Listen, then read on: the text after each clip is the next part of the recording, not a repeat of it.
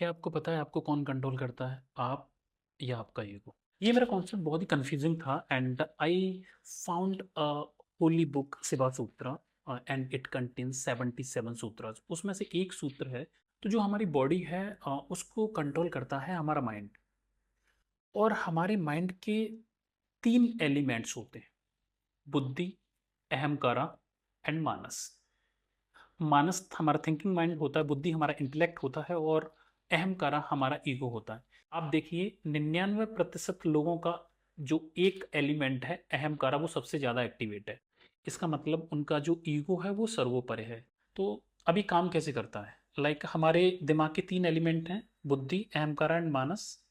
अब इन 3 एलिमेंट्स के पास में जो डेटा आता है वो आता है हमारे 5 अंगों से, 5 ऑर्गन से: tongue, taste, nose, smell, ear, hearing, eye, sight and touch.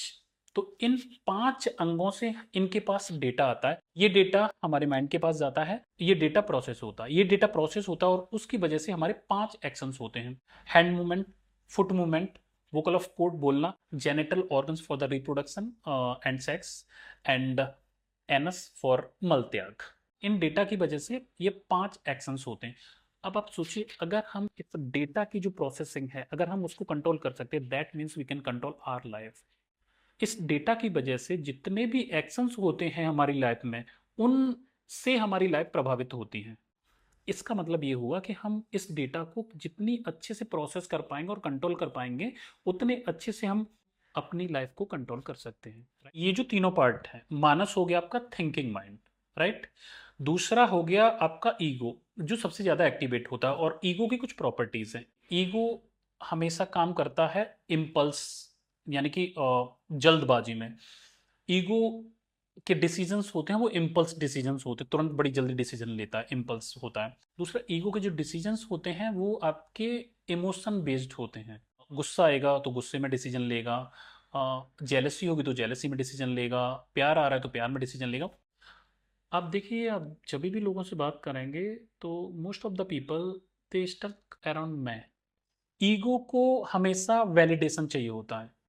Validation, for example, किसी को किसी चीज़ की नॉलेज है और वो आपसे बता रहा है। If you will say yes you are right, उसका ईगो सेटिस्फाई हो जाएगा and he will be happy.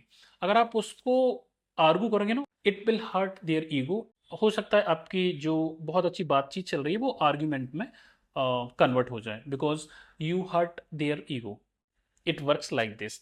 Intellect क्या करता है कि जैसे ही उसके पास डेटा आता है तो वो उस डेटा को प्रोसेस करता है एंड वो देखता है चॉइसेस, मेरे पास क्या क्या चॉइसेस हैं। इंटेलेक्ट के डिसीजन जो होते हैं वो रीजन बेस्ड होते हैं, एविडेंस बेस्ड होते हैं। और इंटेलेक्ट एक थॉटफुल कंसिडरेशन देता है उस डेटा को। वो सोचेगा, समझेगा, तब कोई डिसीजन लेगा। ये इंटेलेक्ट का काम होता है। अगर हमें ये पता चल गया ये दोनों एलिमेंट्स इस तरीके से काम करते हैं, नाउ हमें क्या करना है? बस इन दोनों एलिमेंट्स में काम करना है। जितना हमारा इंटेलेक्ट एक्टिवेट होगा उतना हमारी लाइफ का कंट्रोल हमारे हाथ में होगा, और जितना हमारा ईगो एक्टिवेट होगा हमारी लाइफ हमें कंट्रोल करेगी, हम अपनी लाइफ को कंट्रोल नहीं कर पाएंगे। So if you want control your life, activate your intellect, बुद्धि, so that you can control your actions and you can control your life and you will be the master of your life, believe me.